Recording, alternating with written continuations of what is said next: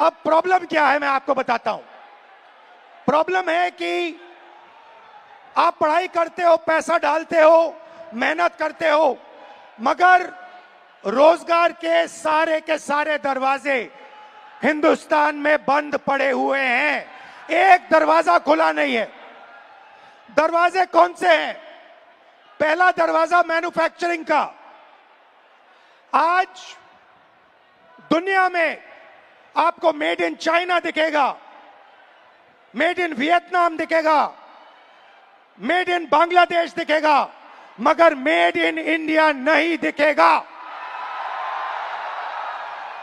इसका कारण है नोटबंदी और गलत जीएसटी ने हमारे मैन्युफैक्चरिंग सिस्टम को खत्म कर दिया है। जो छोटे व्यापारी रोजगार दिलवाते थे, जो पहले हिंदुस्तान में होता था, leather industry, textile industry, automobile industry, अलग अलग इंडस्ट्रीज में मैन्युफैक्चरिंग जो होती थी, वो सारा का सारा खत्म हो गया है। पहला दरवाजा बंद। दूसरा दरवाजा एंटरप्रेन्योरशिप का, जिसको स्टार्टअप इंडिया कहा गया। स्टार्टअप इंडिया में सबसे जरूरी चीज आप जैसे स्टूडेंट्स को बैंक लोन, छोटे बिजनेसेस को बैंक लोन, फाइनेंशियल सपोर्ट। भाई और बहनों, हिंदुस्तान के बैंक्स आप जैसे स्टूडेंट्स को 1 रुपया कभी नहीं देंगे। अंबानी अदानी को लाखों करोड़ रुपए देंगे, मगर आपको 1 रुपया नहीं देंगे। 90% स्मॉल और मीडियम इंडस्ट्रीज जो हैं, उनको बैंक लोन नहीं मिलता है। एंटरप्रेन्योरशिप का दरवाजा बंद है। तीसरा दरवाजा, जिसको हम कहते हैं सरकारी नौकरी का, जिसमें आप पेपर लीक का सामना करते हो, उस दरवाजे में भाइयों और बहनों 150 में से एक युवा निकलता है। अगर 150 युवा एग्जाम लेते हैं, सरकारी नौकरी ढूंढते हैं, एक युवा उसमें से निकलता है। पब्लिक सेक्टर, जो पहले 10 साल पहले 14 लाख युवाओं को यह रोजगार देता था, भाइयों और बहनों, पब्लिक सेक्टर को प्राइवेटाइज कर दिया गया है। पब्लिक स्कूल्स बंद कर दिए, पब्लिक अस्पताल बंद कर दिए, नवरत्न उठा के बेच दिए, बीएसएनएल बेच दिया, ऐसी कंपनियां बेच दी, पोर्ट्स, एयरपोर्ट्स, सारा का सारा अदानी जी को पकड़ा दिया। इसीलिए पब्लिक सेक्टर बंद है।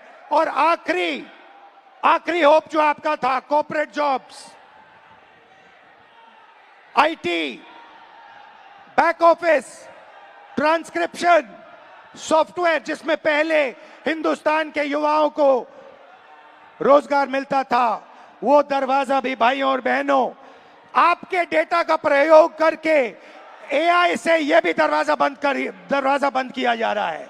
तो सच्चाई है कि पांचों दरवाजे आपके लिए बंद है और इसीलिए आपको भयंकर दर्द हो रहा है। चाणक्य कहीं नहीं है, कोई चाणक्यगिरी है, घमंड मत करे, रावण का भी वंश था।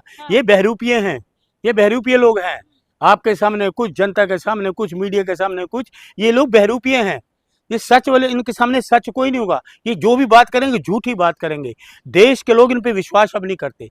अब देश के लोगों ने ठान लिया, पूरे देश में देखिए, पूरे देश में मोदी के खिलाफ लहर चल रही है, अमित शाह के खिलाफ लहर चल रही है, लेकिन जो सिस्टम है वो सिस्टम इन्होंने हैक किया हुआ है। पूरा देश इनके खिलाफ है। सिस्टम को इन्होंने हैक किया, लेकिन पूरा देश इनके खिलाफ है। मलिक जी, तमाम लोग कह रहे हैं कि ये वही देश विरोधी लोग हैं जो जंतर मंतर पे खूब नारेबाजी, खूब हल्ला काट रहे थे, लेकिन अब जब झारखंड की बारी आई है तो इनके मुंह पे टेप चिपक गया है। आप तो एक झारखंड को लेके पकड़ी है। हाँ। मोदी को बोला ना, क्यों मारा, ये दिल्ली में तुम्हारे घर के पास बैठे रहे, ये जुबान से निकालो कि मोदी जी आपके घर के पास बैठे छात्र, क्यों नहीं बात सुनी? तुम्हारे घर के पास तुम्हारा कोई मंत्री आया, कोई अधिकारी आया है, बनते हो प्रधानमंत्री, हाँ। छात्रों को अपने घर के नीचे आके लाठी सर फड़वा दिए, ये नहीं तुम बोलोगी? इस्तीफा तो दिलवा दिए ना, आप क्या चाहते हैं? मोदी इस्तीफा दे, अमित शाह इस्तीफा दे, जांच करे, कह रहे जांच सामने कौन थे बिना वर्दी वाले गुंडे, कौन थे जिनकी नेम प्लेट थी नहीं थी?